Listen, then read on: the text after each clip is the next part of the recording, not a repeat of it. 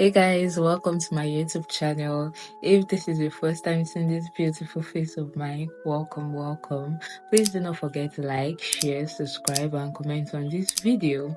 And if this is not your first time, you know that my heart goes to you. Thank you for watching this video and thank you for coming back once again.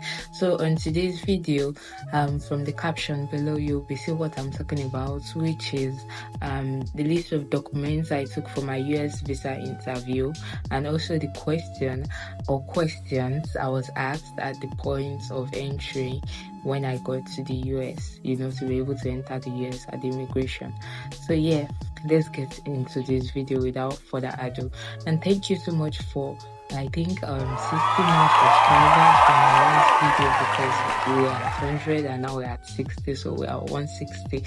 Please do not forget to subscribe. That's very important. And do not forget to like this video and share traveling to the US soon and doesn't know all or how to go about all these things and the document they will need during their interview.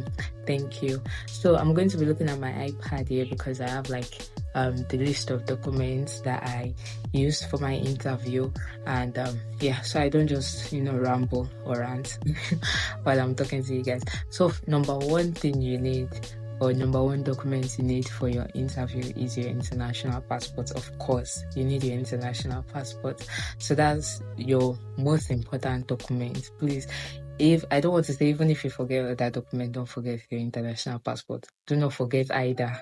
So number two is that for my own case, right, I had to take I needed, they call it university support letter, or letter of introduction.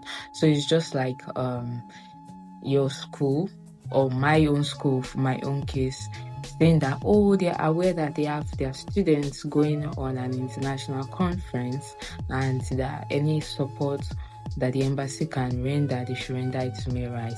And yeah, that's just basically what a university support letter is. And because I was still in undergrad, like I said for my previous videos, if you've not watched them, please go and watch them. I'm going to be putting them up here. So if you have not watched them, go and watch them, please.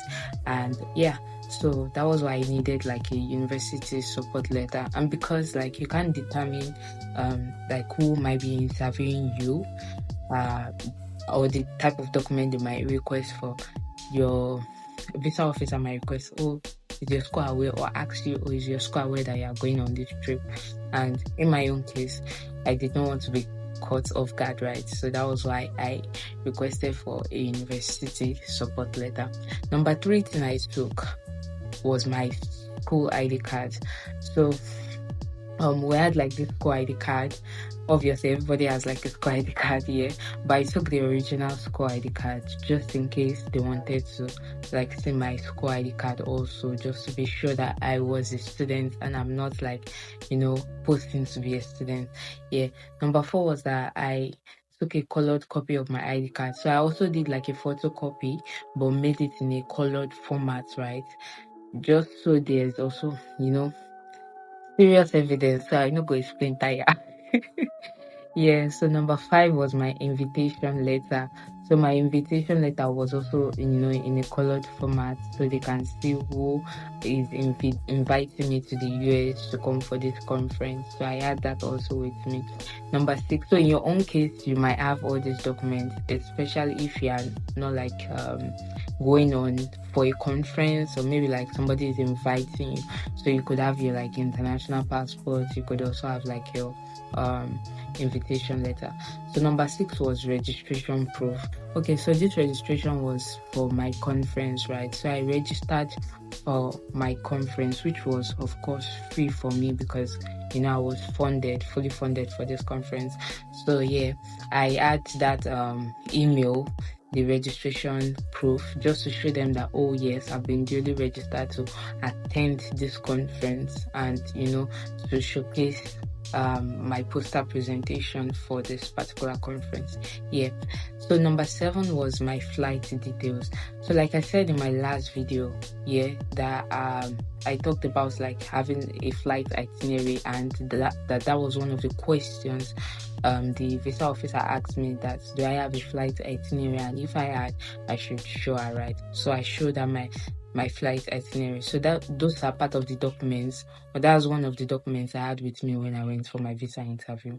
Then number 8 was a passport photograph. I just took that passport photograph just in case they might ask, for a passport photograph. So I just had that with me in case of anything, in case of incasity, yeah. The number 9 is number 9, I had my DS-160 confirmation page. So yes, this is very, very compulsory for any interview you are going for. I know it might be a different name for maybe F1 visa, study visa. It might be a different name, but for B1, B2 visa, it's called DS-160 form, right? Confirmation page. So I had that confirmation page also printed, the colored formats with me. So it's better you have both the colored and the black and white, right? Just in case they ask for either. Yeah, so I had that also with me. That one is really, really compulsory. And number 11 was my appointment confirmation. Appointment date they gave you to come for your interview. So from entering the embassy, they would have asked or requested for that.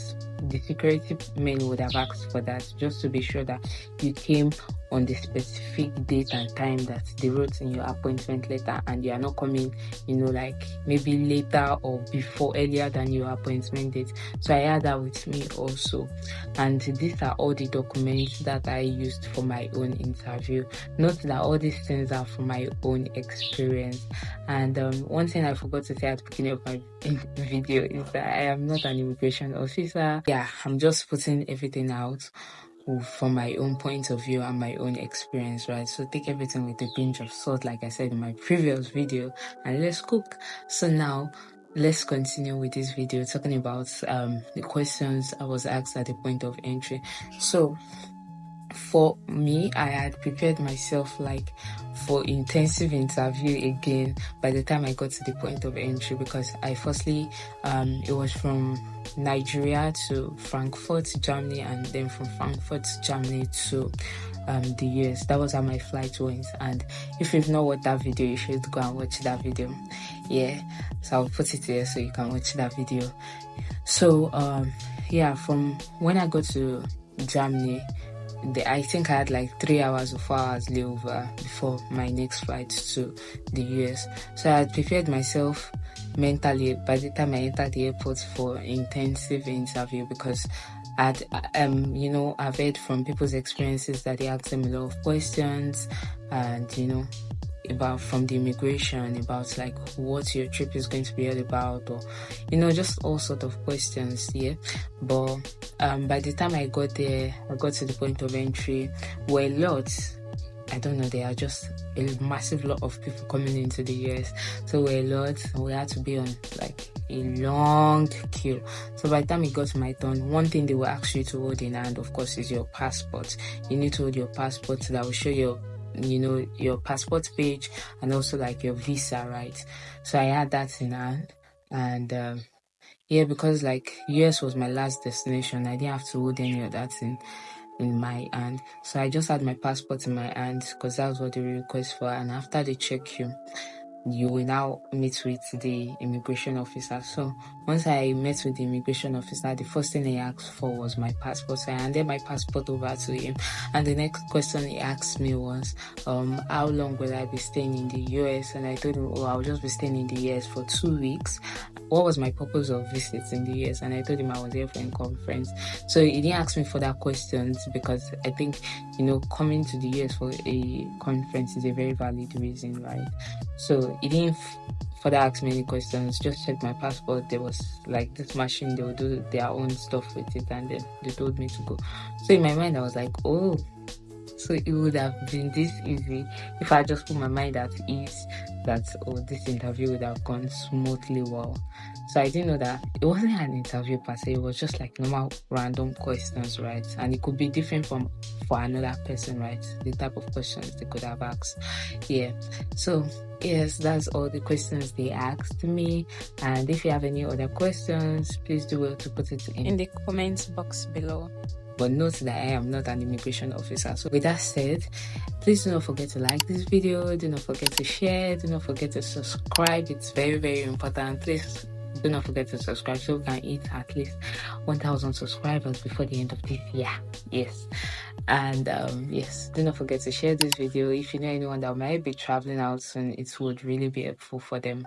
And I hope you guys are looking forward to our next video, because it's going to be like back to back vlogs of all my exploration in the US. Yes.